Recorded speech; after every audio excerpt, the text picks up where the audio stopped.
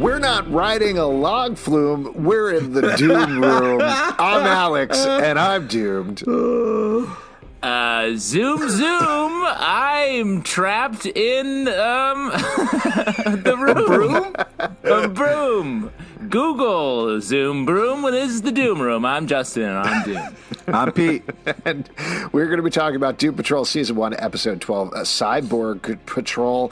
Now, before we get into it, Pete, I got to say, you've been really up on how cool these titles are, and I agree. I heard Cyborg Patrol, and I instantly was like, what is this episode going to be about? And really, I still haven't figured it out. So hopefully over the course of talking about this over the next, how long are these podcasts? Usually 3-5 hours, something like that? Hey, I agree. I was lost this whole episode. I'm glad we're stopping for a second talking about the beginning, because what was the DC flip?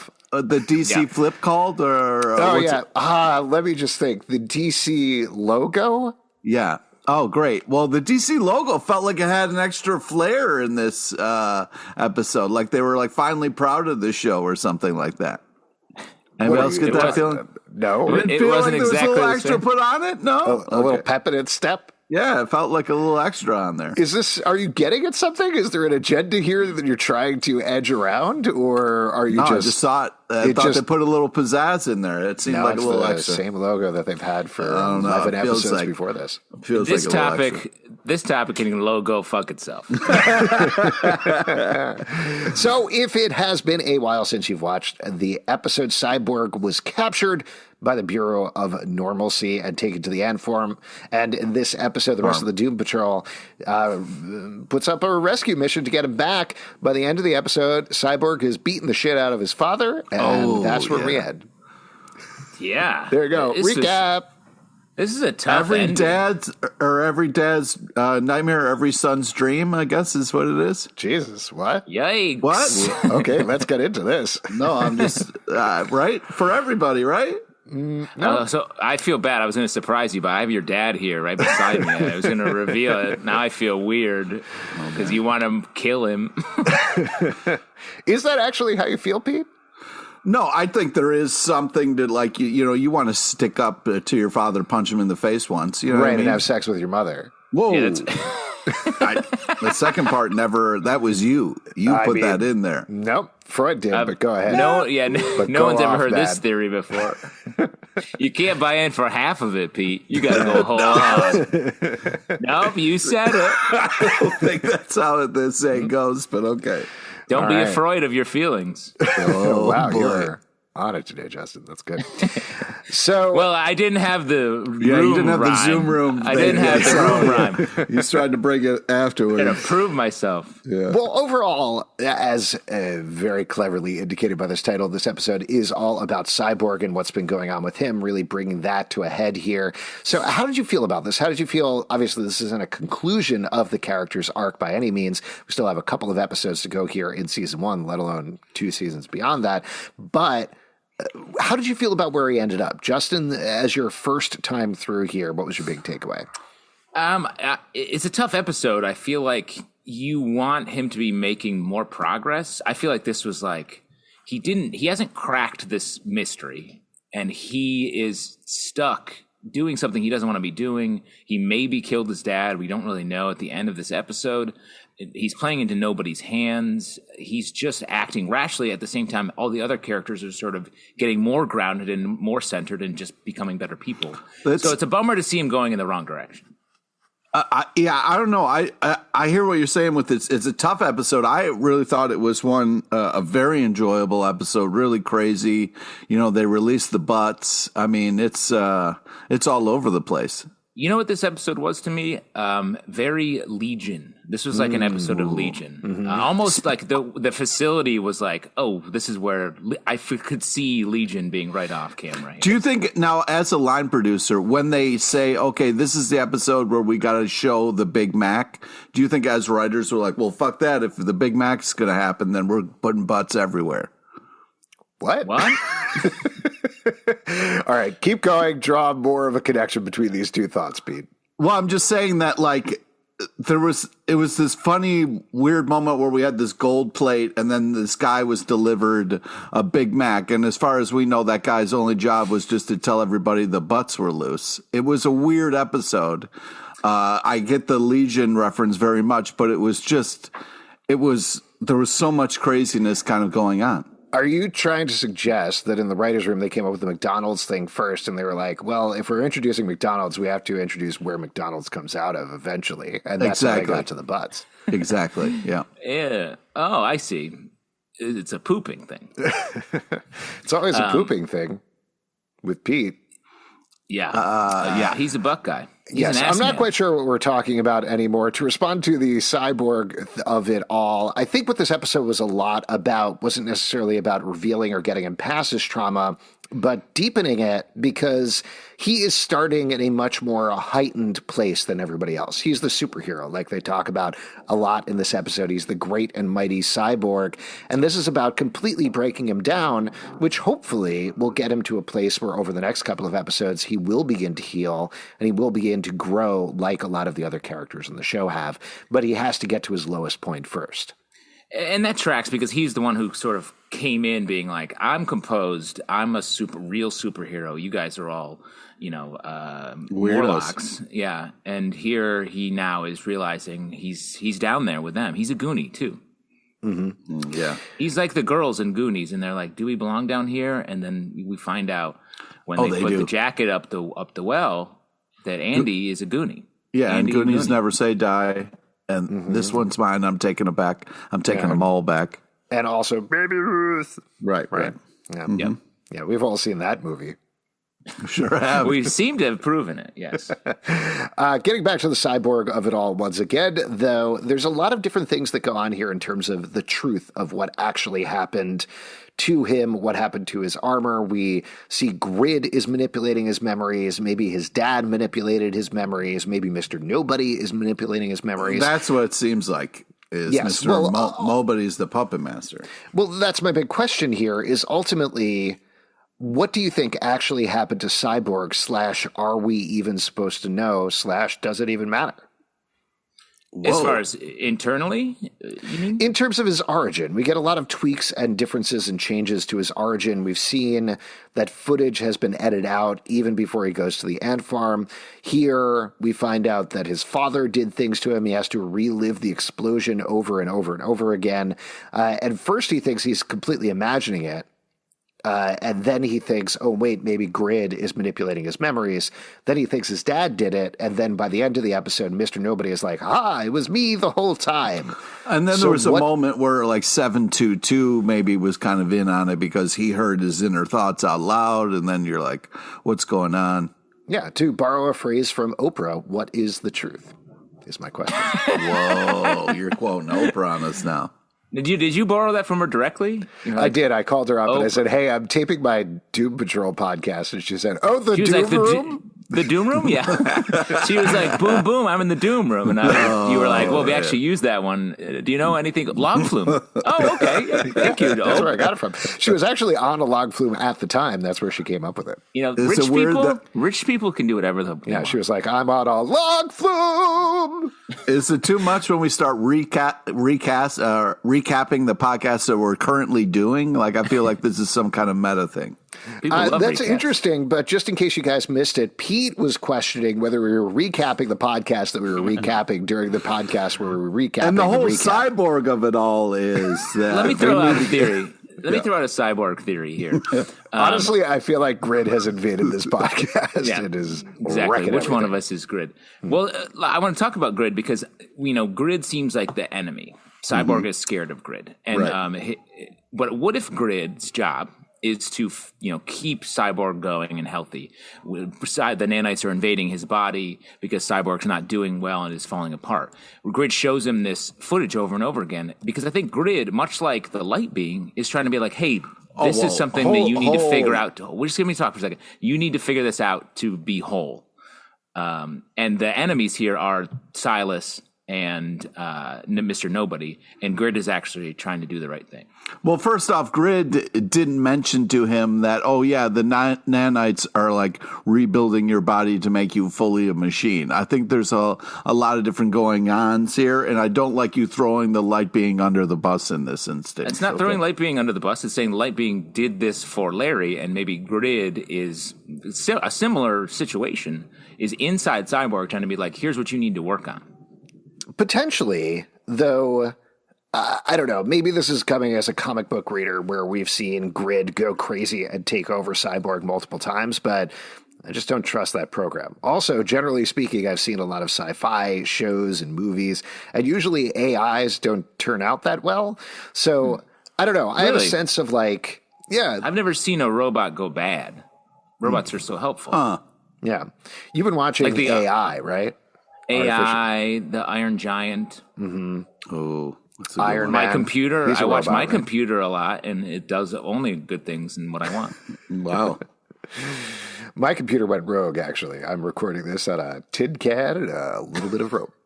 Nice. That's old school. Yeah. That's a thick telephone. String? Usually use what I was thinking of? Yeah, I mean, a rope. Yeah. Would you grow up Licorice with Paul Bunyan? rope, if you can believe it. Oh, wow. Nice. Yeah. Red vines? Yeah, just a little bit of fruit by the foot. Anyway, what was I saying? Oh, Grid, right. Yeah, Grid's bad. Yeah, Grid's bad. There's no question about it.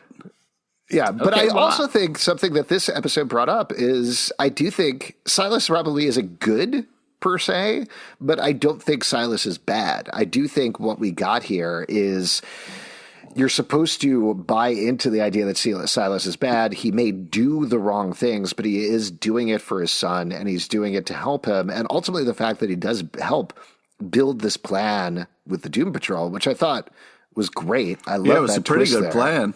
Well, I love that twist there that, like, they fool us, the viewers, with, oh, you're doing the Chewbacca thing. Oh, of course Silas is going to betray him just for Cyborg to get him out of there.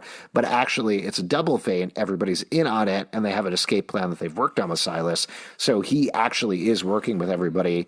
That kind of makes me trust him a little bit. I also think, though, at the same time, that perhaps the footage that Mr. Nobody showed Cyborg at the same time of Silas saying, I don't care if he turns into full Cyborg, that's probably true and accurate as well. So both things can be true. But Mr. Nobody said he probably made that up.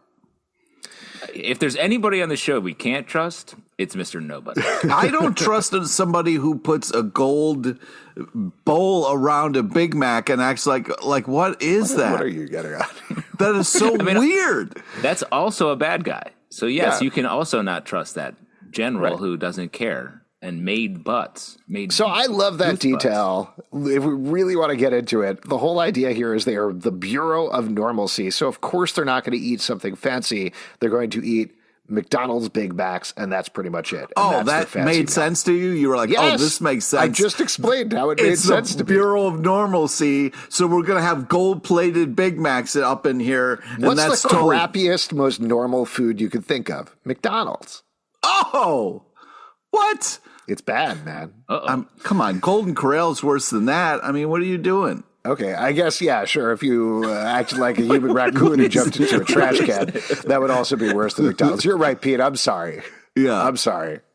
So what if Golden Corral came in under a golden bowl, you'd be like, cool? I would be like, okay, this makes sense. Okay. Have it be a TV dinner or something. I don't know. It just was like. I don't know. Again, hold on. Are you repping McDonald's here? Are you saying like, that's good? It just was such a crazy thing in such an already crazy episode. It kind of broke my mind. That was like in the moment one of this episode, and your mind was broken from that point on? I was just like, what? Just because we're not putting up the video for these episodes, I think it's important to clarify that right off camera, Grimace is standing next to Pete, and every time he mentions something positive about McDonald's, he hands him one French fry. I'm working for fries over here. You went into a positive way there. I was saying Grimace is there, and he's like shaking his head, and he's got a loaded gun pointed at Pete's head if he crosses McDonald's one more. Hamburglar is sharpening his knives. He's on the other side. He's got the whole McDonald's gang hanging out. Oh, fun. I thought the weirdest part of the Big Mac scene was how sloppily he was eating it. He was a mess. Well, that He's gets been into another waiting for thing a I was while. curious to get your guys' input from, and this seems very purposeful to me, but the Bureau of Normalcy is not that normal. Very No. strange. Those Yeah, the robot clone, people- the clone cyborgs Yeah. are wild, and they get lit up.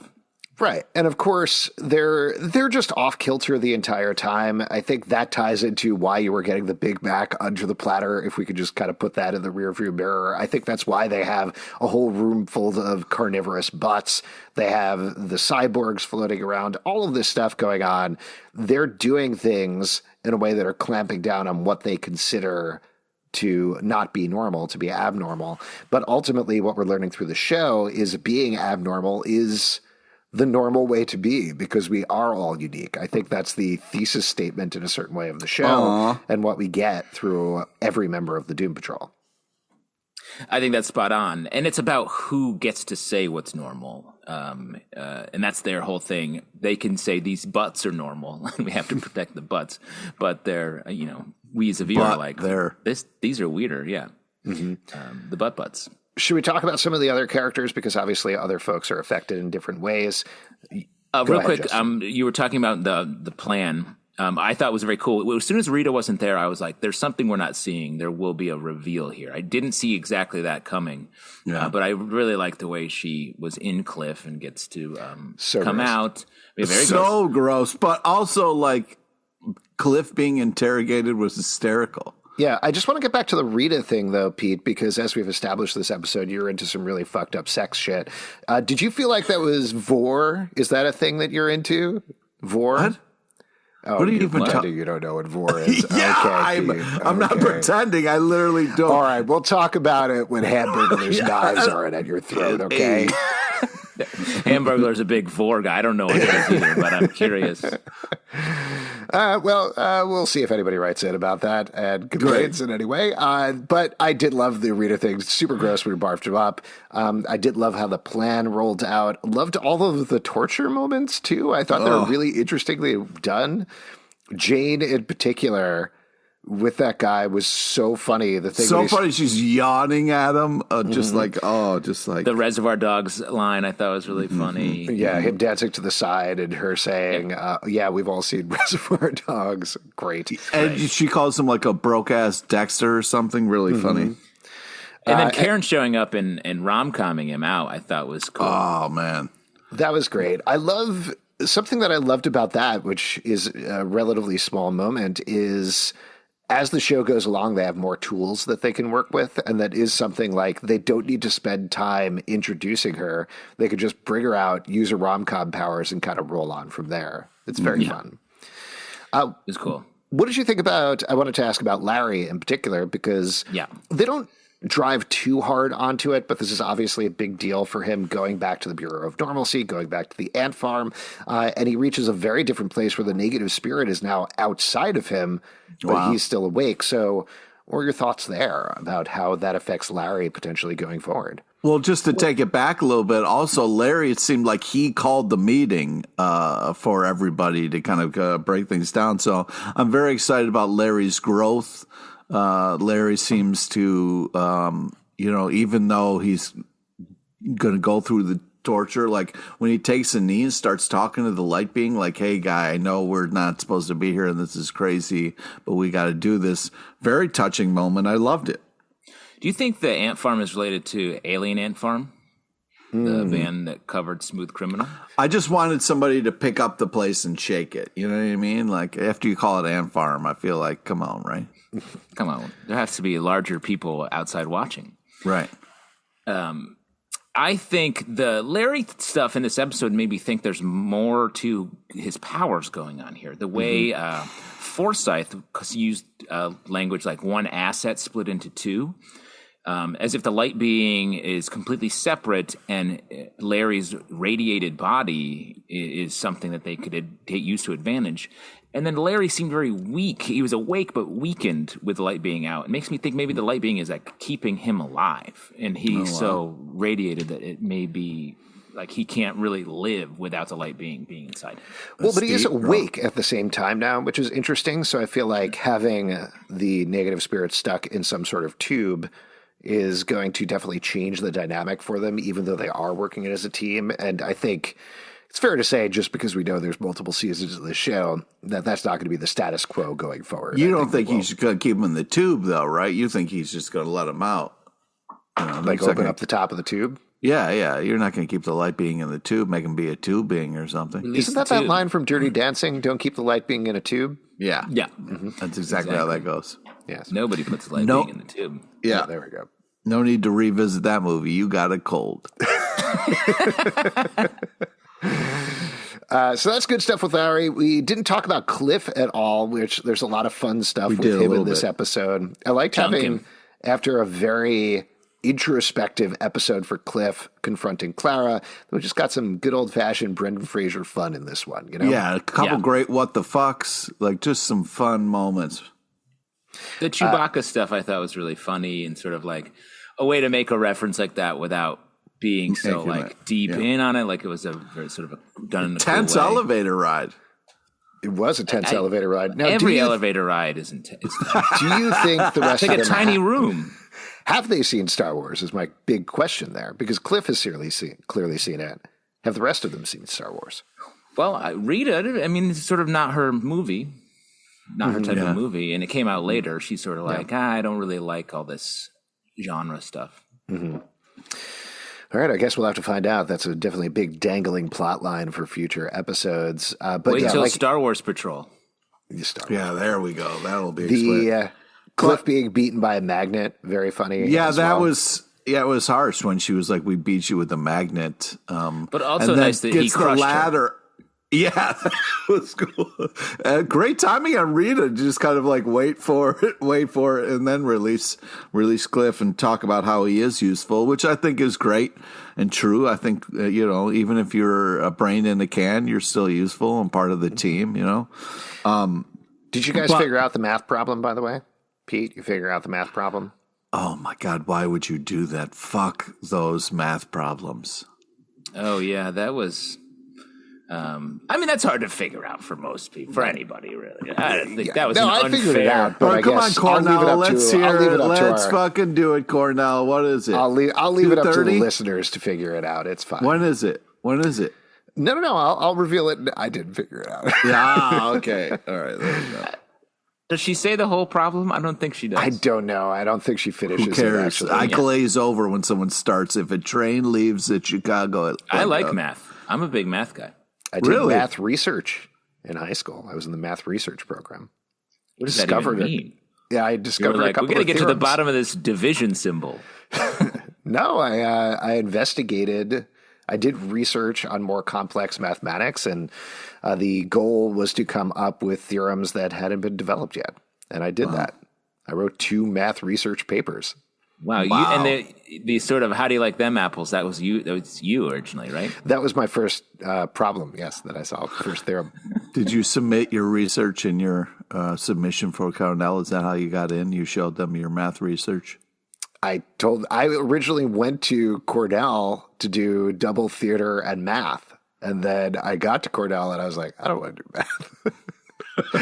Yeah, that's funny. Have we ever talked about this? I went to college to be a chemistry major, having never done theater, and then became a theater major. Wow, that's very interesting. Wow. And Pete, you went to be a double math chemistry major and ended up being held hostage by McDonald's. That's right. That's exactly right. Yeah. The real dream. Your real dream. I went for television and then minored in acting.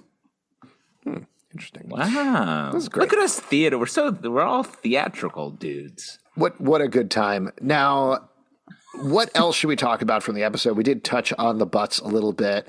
Touch on the butts. We touched the butts. We were touching on the butts. So why would you just touch up on the butts? Is that better? Yeah. I don't know. That's great. I feel like vor or whatever it is you're saying. No, that's not for. It's a little bit for. Is there? I don't know. I just feel like that's the sort of thing only Doom Patrol could do. I could not imagine any other show teasing release the butts and then these carnivorous butts with mouths come out and start attacking and eating everybody. It's a wild, absolutely insane scene that the main characters don't even seem to care about that much, and it doesn't really affect them. Yeah. And That's very fun. That is very true to the comics, but it also at this point is very true to the show as well.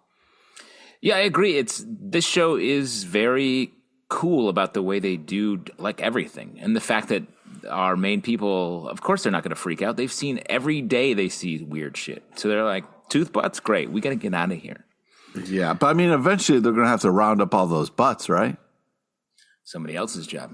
Interesting. Yeah, I take did the clear butts, picture take of care of you, them. Pete, with like your sunglasses down, being like, just sort of gaping at the camera like on an '80s movie poster, and the title of the movie And all the is butts. who's going to round up all these butts? Oh boy.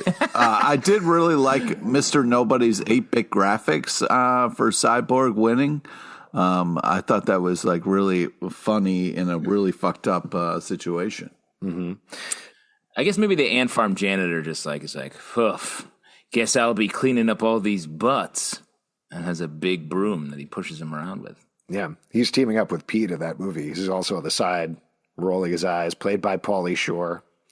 Oh boy. No, Pete is played by Pauly Shore. Yeah. I don't know. Wow. We'll figure out who's the janitor. Anyway, Michael Keaton, I'm going to say. A couple of other lines that I thought were good. Loved Cliff saying, "Send to text to Batman" or something. Yes. That was very fun. Also, I just want to say that snitches get stitches. And then Was immediately- hysterical. Very funny. And then telling Silas. And also, I meant to ask you about this, Pete. So we didn't really talk about 722, who is Cyborg's prison buddy, too much. Right. But he seems pretty happy there. How would you feel, Pete? You're thrown in prison, but you are given 3 squares a day, sandwiches. You can watch soap operas and get some comfy slippers. Are you good with it? Will you stay there for upwards of, 60-something years? No. But thanks for asking me. I really appreciate that. The 722 thing was really it was hard to watch Cyborg kind of lose his mind a little bit there. And then the fact that like 722 gave him a clue and then he was kind of wrapped back up in his nightmare situation. Really wanted him to kind of explore that a little bit more. What did you think about 722, Justin? It was one of those weird sort of open-ended mystery bits in the episode that I was like, oh, I don't know what this means. And then I was like, is this just like Alan Moore? Is it supposed to be Alan Moore sitting there? Because he looks just like him and was sort of, can't remember how he got there and when he was brought there. Sort of like seeing a creator in the world. So I don't know. That was my takeaway because it didn't really gesture toward much. Yeah. Any other notes from the episode that you guys would like to call out? Scenes, lines, anything like that? I want a Big Mac. Get back to that. Right now. Yeah. Oh, Grimace nodded happily there. Yeah, just added Pete another fry. 2 fries. Wow, that's nice. And an apple pie? What a good boy you've been. What a good boy. And an apple pie. All right. Well, if there's nothing else, then why don't we move on and talk about who was most doomed this episode? Justin, in your estimation, who was most doomed this episode? I mean, first off, Batman. He doesn't want texts. If he's everybody texting him, just like, woof. His phone's blowing up while in the middle of like a sneak. He's sneaking in somewhere, his phone's ringing. That's not what he wants. I'm in the middle of a sneak. But I mean, I said it earlier. I think Cyborg is he's in the worst shape right now. And when everyone struggles in this show and is like slowly getting better, he seems to be getting worse. And I worry for him. Yeah, I'll back that one up. I mean, normally I'd choose another one, but everybody seems to be doing okay. Rita has definitely backslid a little bit in terms of being interested in doing things with everybody this episode. But at the same time, everybody seems to be doing all right, except for Cyborg, who is completely ruined by the end here, cradling, like you said earlier, Justin, his potentially dead dad that he killed. It's a heartbreaking, awful moment that completely breaks him down and puts him in a terrible situation going forward. Pete, what about you? Yeah, I mean, it was such a powerful shot to have him holding his father, maybe dead, as his, friends come around the corner. It was such a powerful kind of like, there's an alarm going on and all this crying, but this is crazy. So, I don't know. I feel like the butts are doomed. You can't have all those butts running around like that. So all butts are doomed. Someone's got to round up all those butts. So I would say their fun is going to be short lived, and they're the most doomed. Isn't that what life is? Is just rounding up a bunch of butts. So we want That's certainly what I did in the summer. Butts. That's certainly what I did in the summer of '87, bro. I don't know what that means. Ben. 87. Wow. I'm just trying to doing some quick math on how old you were rounding up butts. Whoa. All right. If you want to support this podcast, patreon.com/Comic Book Club. Also, we do a live show every Tuesday night at 7 p.m. to Crowdcast and YouTube. Come hang out. We would love to chat with you about Doom Patrol. iTunes, Android, Spotify, Stitcher, or the app of your choice. To subscribe, listen, and follow the show at Comic Book Live on Twitter, comicbookclublive.com for this podcast, and many more. And now, before we wrap up here, McDonald's presents a piece of advice from Pete LePage. Family issues can be hard. You should talk to someone. Wow. Right out of Oedipus's mouth.